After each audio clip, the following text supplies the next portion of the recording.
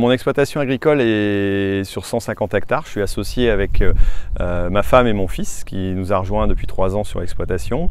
On est en culture conventionnelle, j'allais dire ici dans le Pas-de-Calais, avec des productions comme de la betterave, donc plutôt orientation industrielle, la pomme de terre, des pois, des céréales, et puis une orientation bio depuis maintenant 7-8 ans avec des collègues, où là on fait plus des productions légumes de plein champ, comme l'oignon, le haricot, le potimarron, le butternut, la carotte, la pomme de terre aussi, et aussi des céréales.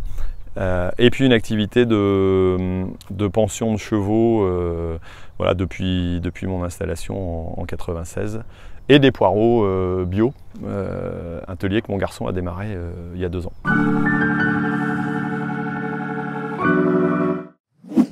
Alors déjà, donc mon rôle de youtubeur a commencé quand à l'époque mon garçon s'était fait harceler à l'école parce qu'il était fils d'agriculteur, et je me suis dit comment on peut arriver à montrer la réalité de notre métier au grand public. C'est pas par les journalistes, c'est pas toujours évident, et donc je me suis mis sur YouTube. Je m'étais rendu compte qu'il y avait un potentiel dessus, et donc je me suis dit tiens, pourquoi pas faire cela et présenter le métier au quotidien, et c'est devenu une seconde activité quasiment, hein. Je dis que je suis un peu double actif à ce niveau-là, parce que ça permet de communiquer avec beaucoup de monde. Moi, mon objectif aussi, c'était de montrer aux agriculteurs qu'on pouvait le faire et qu'on pouvait communiquer.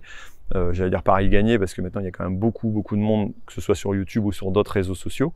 J'étais l'un des pionniers là-dedans, et je pense que c'est encore important, que ce soit auprès du grand public, mais aussi auprès des agriculteurs, pour montrer qu'il y a une très grande diversité dans le milieu, et faire réfléchir aussi les jeunes et les moins jeunes sur leur exploitation. Oui, je me suis inscrit à une démarche bas carbone il y a 2 ans maintenant. L'objectif pour moi, c'était vraiment de découvrir ce système-là, voir comment il fonctionne. Donc en se mettant à l'intérieur, c'est plus facile.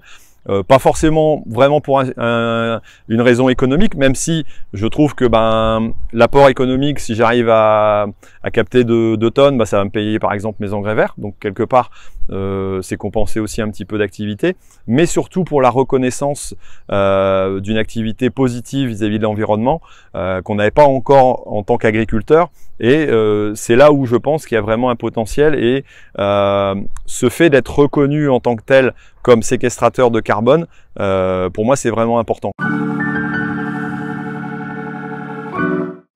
C'est déjà d'essayer d'arriver à stabiliser l'activité, voir si le développement en agriculture biologique peut se continuer, parce que là pour l'instant on est un peu en pause vu la difficulté dans ces marchés-là. Donc c'est vrai qu'on est plutôt sur un côté attentiste, essayer de faire aussi une transmission progressive, hein. Moi j'arrive à 50 ans, voilà, mon garçon est installé, mais il va falloir progressivement que lui prenne la main, donc c'est une transition qui se fait comme ça tranquillement, mais bon, on a quand même 4 salariés temps plein sur l'exploitation, donc c'est quand même assez conséquent. Donc déjà de bien adapter la gestion courante.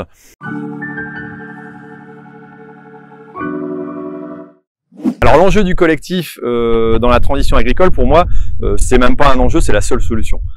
Seul, on peut absolument pas arriver à faire évoluer ces pratiques, c'est impossible, parce que tout simplement, si on n'est pas, si on n'est pas accompagné, pas forcément par les techniciens, mais aussi par des agriculteurs, si on voit pas ensemble les évolutions. Moi, j'ai pratiqué avec d'autres agriculteurs pour apprendre l'agriculture biologique. Quand on est en agriculture de conservation des sols, je m'en suis rendu compte que quand on n'était pas un groupe constitué, on repartait dans ses habitudes, voilà. Donc forcément, le collectif est hyper important. Moi, j'y ai toujours travaillé, que ce soit en CUMA. Là, on est en SCEA aussi avec d'autres collègues sur une partie en bio. Voilà, pour s'entraider, pour apprendre ensemble, pour se soutenir quand c'est difficile.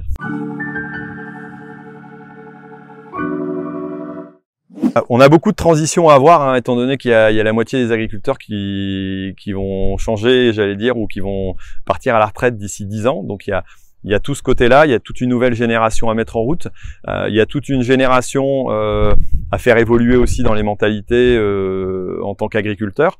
Donc voilà, il y a un côté formation, je pense.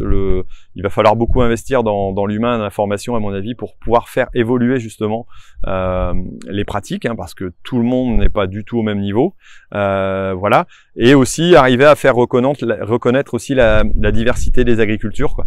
Parce que ça c'est très important. On est en France, on a des terroirs. C'est le seul pays au monde où on a un mot qui s'appelle terroir, parce que c'est des coins différents, c'est des choses différentes, c'est des productions différentes. Et ça, il faut arriver à le prendre en compte, et que chacun puisse, avec son histoire, avec ses terrains, avec son environnement économique, social, j'allais dire, puisse progresser tout doucement, tout en ayant une activité économique qui fonctionne, parce qu'il faut quand même gagner sa vie, quoi. Donc il y a pas mal de choses à faire. Et il faut y aller pas à pas, progressivement. Et j'allais dire, l'agriculture a eu l'habitude de relever les défis qu'on lui a toujours, j'allais dire, proposés. Donc il n'y a pas de raison qu'on n'y arrive pas, quoi.